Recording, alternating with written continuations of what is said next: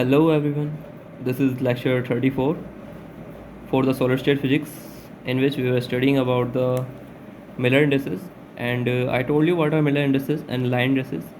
So they represent the plane in a crystal. Okay, so we discussed up to here. I told you how can you find a Miller indices if the plane is not intersecting, and you have given these coordinates.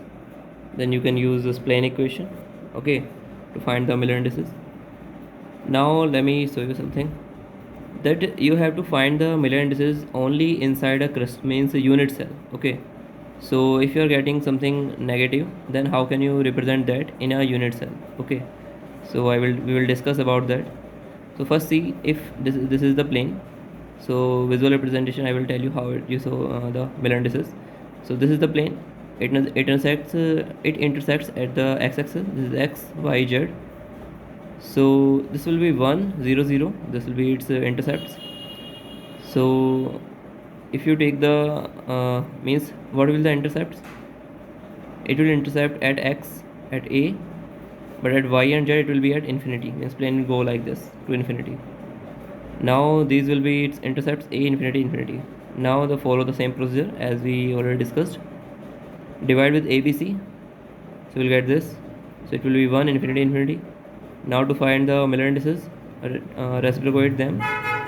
So it will be 1 upon 1, 1 upon infinity, 1 upon infinity. So you will get Miller indices as 1 0 0. So we represent this plane as 1 0 0. Now for this plane you can find it will be 0 1 0, and same you can find for this plane. Okay, so it will be same. Now we can see a different orientation. Let's see, we have this plane.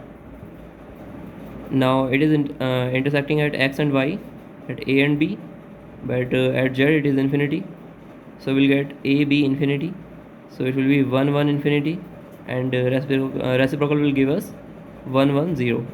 So Miller indices for this plane is 1 1 0.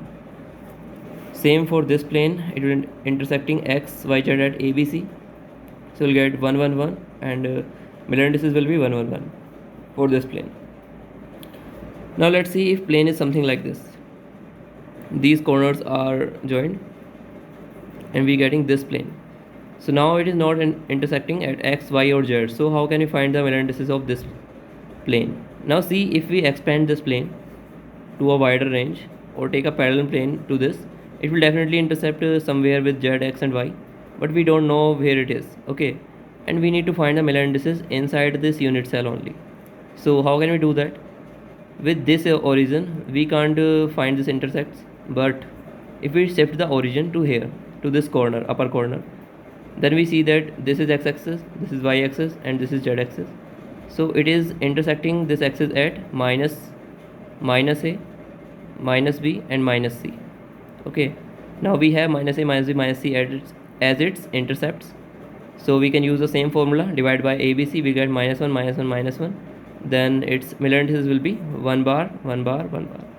So this will be our Miller indices. So you need to find always the Miller indices inside a unit cell. So what you see, that if you are getting bar on in the Miller indices, then definitely the origin is shifted. Okay, otherwise it can't be inside a unit cell. So to be in the unit cell, the origin should be shifted. Just remember this, if you are getting bar, then origin shifted inside the unit cell. So we'll see how you can see that. Now you can draw the planes inside a unit cell. How to draw 1 1 1? I told you how to find x y z. X y z are nothing but intercepts. So their formula were a by h, b by k, c by l. So just use, if it is 1 1 1, then you will get a b c. So x will be a, y will be z c. So a b c, you have the lattice parameters now. Draw them and you will get the plane, means x-intercept at a, y at b, and z at c. You will get this plane again. Okay, that's how you can get the plane from the Miller indices. Now how can you get this plane? This 1 bar 1 bar 1 bar. Now there is bar on these indices, that's why we know the origin shifted. So to find the origin, that what was the origin with which these coordinates we get. So first of all you need to find the origin. So how you can find origin? So 1 bar will give you 1 as origin, and means just 1 bar will give you 1. Convert this into this 1 bar 1, 1 bar 1, 1 bar 1. So 1 1 1 is origin. Okay, and let me give you one more example. If it is like 1 bar 1 bar only 1 here, not bar, then origin will be 1 1 0.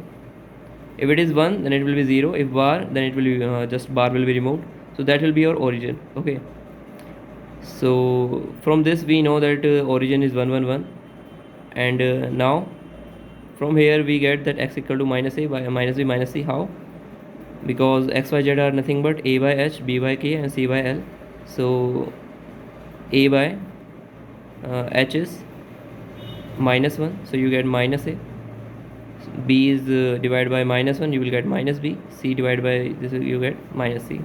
And origin is 1 1 1, so you will point here, then you will see minus a minus b minus c. You will plot like minus a minus b then minus c, and just join the plane and you will get this plane. That's how you can draw the plane from the Miller indices using these indices. Okay, so remember this, that how you can find the origin with which respect to you get these Miller indices. Okay, so just remember this. Okay, 1 bar will give you 1 and normal one give you 0. This will be your origin.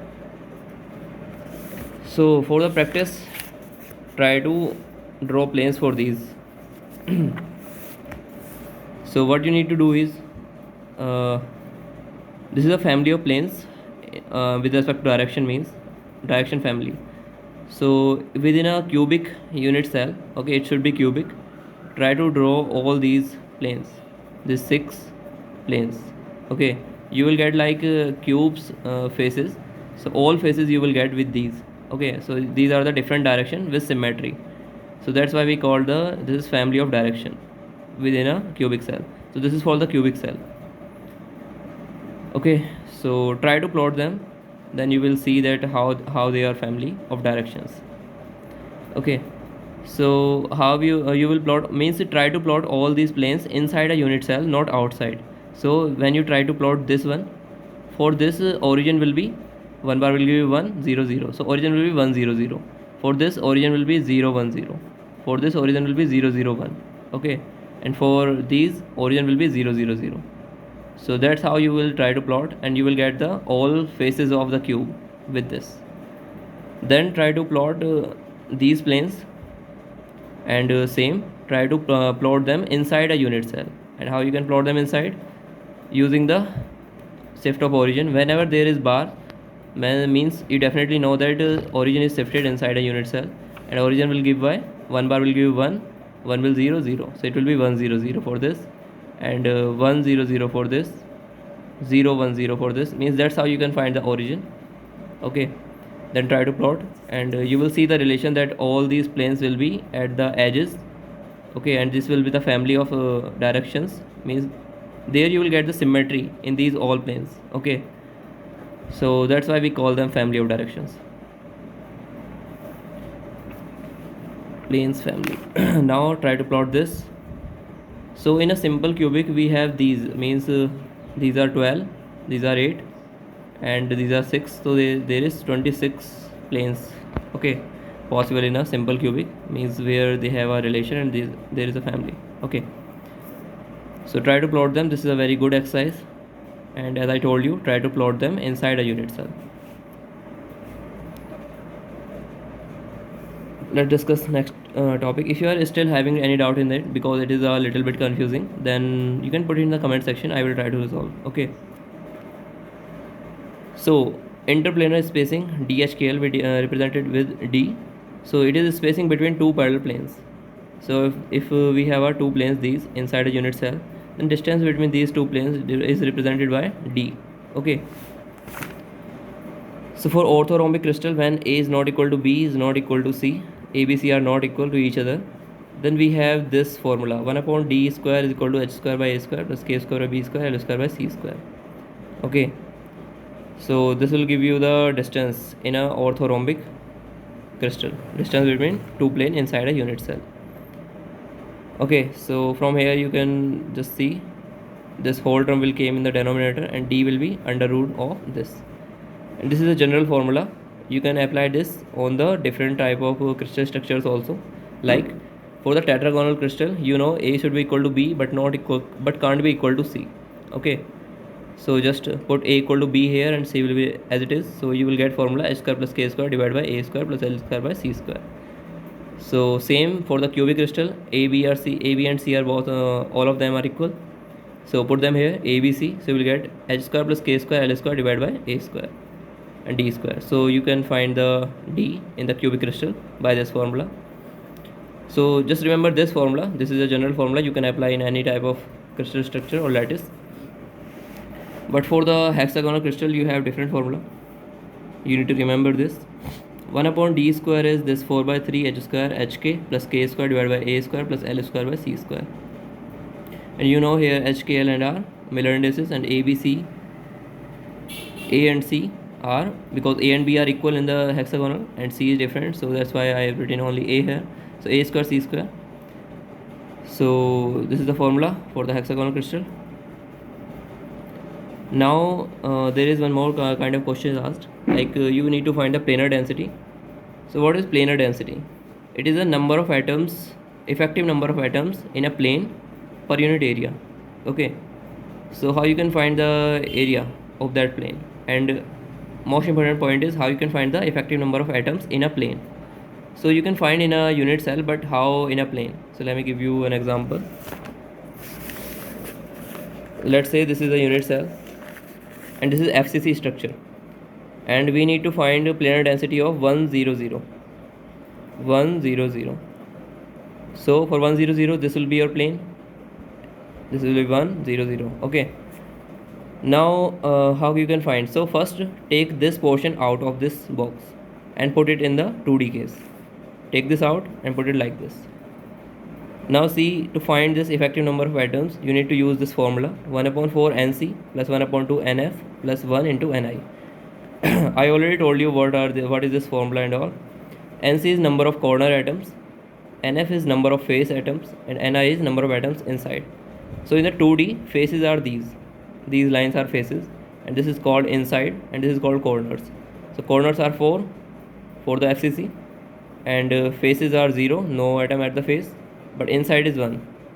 So you will get 1 here and 1 here, so you will get total 2 atoms. It will be 0. So 2 by 2 atoms per unit area. Area is a square, so this will be your planar density for 100. Use the same technique to find for BCC and SC for these planes 111, 110 and 100. Okay, now you have planes, so you can find the number of effective atoms using the same formula for the 2D, and that's how you can find the planar density, means number of atoms per unit area. Now there is some next term, that is crystal density. We discussed in the solid state in very detail, but now here also let me tell you again. Crystal density is mass per unit volume inside a unit cell. So inside a unit cell, how you can find the mass? So you need to find the total number of atoms inside a unit cell. So you know that is N effective, and you know for different structures how you find the total number of atoms inside a unit cell.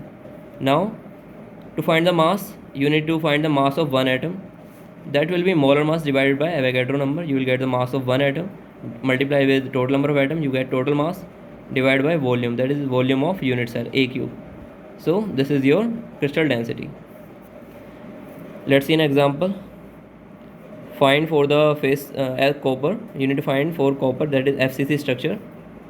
A is given 3.65 angstrom. This is the lattice parameter. We need to find rho, that is crystal density. Atomic mass is given 63.5 atomic mass unit. So you know that if it is giving in AMU, so this will be equal to gram. Okay, means 1 mole of this atom will have this gram of weight. This means that. Now density is number of effective atoms. For FCC it is 4, multiply molar mass 63.5 divided by Avogadro number, multiply this volume.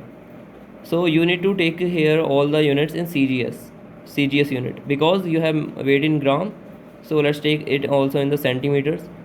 Angstrom will give you 10 to the minus 10 meter. So multiply 10 to the power 2, it will give you 10 to the minus 8 in the centimeters. So this will be your crystal density. So always solve this type of question in the CGS system. It will be easy for you.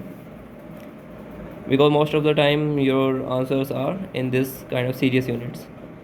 Now try to apply same formula and find the crystal density for sodium, which has BCC lattice. For this, total N effective will be 2, and A is given. Atomic mass is given 23 gram for 1 mole crystal density. So use the same formula and find the value. Okay, let's end today's lecture here. We will start the next lecture with the packing fraction. Okay, thank you everyone.